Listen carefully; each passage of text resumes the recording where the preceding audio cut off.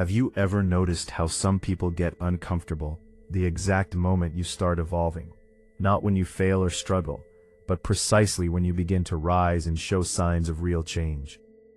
And have you ever stopped to question why certain people seem relaxed and even supportive when you are at your lowest point, yet suddenly become tense, distant, or subtly negative when you are at your highest?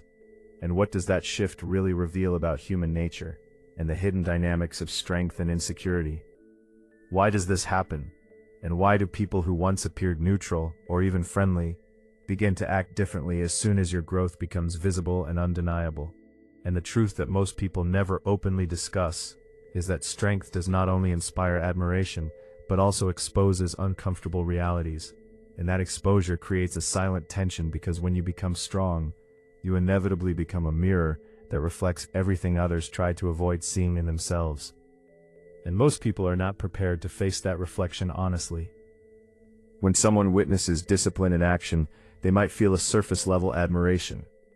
But beneath that, there is often a deeper discomfort, because discipline triggers a powerful internal question that is difficult to ignore, which is, why am I not doing the same? And that question carries weight because it forces accountability, and instead of confronting that discomfort directly, many people unconsciously redirect it outward, transforming it into judgment, criticism, or subtle resentment. Which means your strength unintentionally becomes something they resist rather than celebrate. This is where things become more complex, because weak behavior does not always present itself as obvious hostility. And in most cases, it hides behind socially acceptable language and subtle comments, where people might say that you are too intense, or that you have changed, or they might joke about your habits, or downplay your progress in a way that seems harmless on the surface, but carries a deeper emotional undertone. And underneath all of that is not truly about you, but about the gap between who they are and who they know they could become if they made different choices. That gap creates internal pressure, and that pressure is uncomfortable because it highlights unrealized potential. So instead of closing the gap through action, many people attempt to shrink it psychologically by minimizing the person who represents it. And a simple example illustrates this perfectly, where two individuals start at the same level with the same habits, routines, and excuses, and then one of them decides to change by waking up earlier, training consistently, eliminating distractions, and focusing on growth, while the other initially responds with humor or doubt, assuming the effort will not last. As time passes and consistency proves real, what once seemed like a temporary phase becomes undeniable progress, and the results begin to show in confidence, energy, and clarity, which shifts the dynamic completely, because the transformation is no longer theoretical but visible. And at that point, the laughter fades and is replaced by silence or subtle tension, because now the improvement challenges the belief that change is not possible, and when that belief collapses, it forces a confrontation that many prefer to avoid.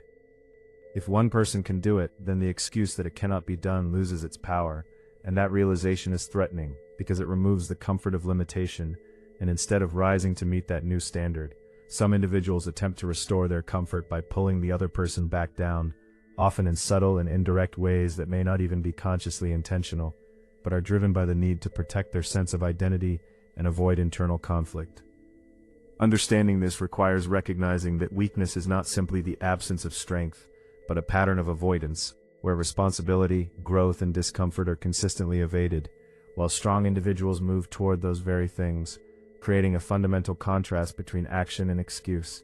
And when these two mindsets interact, friction is inevitable, because excuses cannot survive in an environment where action is consistently demonstrated.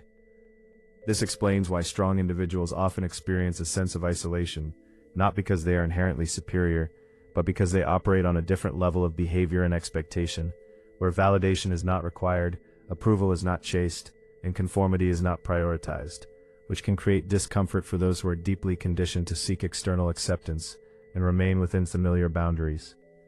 When someone breaks away from those patterns and begins to act independently, it introduces a new standard into the environment, and not everyone is willing to rise to meet that standard, which creates tension that is often misinterpreted as personal conflict, when in reality it is a response to the disruption of established norms and expectations. Strength is difficult to ignore, because it is expressed not only in actions but in presence, posture, tone, and decision-making, and even something as simple as the ability to say no becomes a powerful signal, because it challenges expectations of compliance and reveals a level of self-respect that disrupts dynamics based on convenience or dependency. Weak mindsets often rely on predictability and agreement, expecting others to follow along without resistance. But when boundaries are established, they expose manipulation, entitlement, and imbalance, which can lead to resistance from those who previously benefited from the absence of those boundaries. And that resistance can manifest as resentment, even though it is not rooted in wrongdoing, but in the loss of access and control. It is important to understand that many people do not miss the individual themselves, but rather the access they once had to their time, energy, and attention. And when that access becomes limited due to growth and selectivity, the relationship dynamic changes, requiring effort and reciprocity that may not have been present before. This shift often leads to labeling, where growth is framed negatively as change in a critical sense, even though change is a necessary component of progress. And for those who choose not to evolve, witnessing that change can feel like a form of betrayal, not because it is intended as such, but because it highlights their own decision to remain the same. In many cases, the individuals who react most strongly to this transformation are those closest to you, including friends and family, because they are attached to a previous version of you that was easier to understand, relate to, and influence. And when that version no longer exists, it creates a disconnect that can be difficult to reconcile.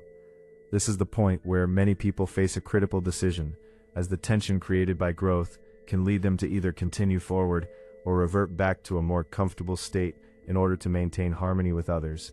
And choosing the latter often involves suppressing potential, reducing ambition, and compromising personal standards.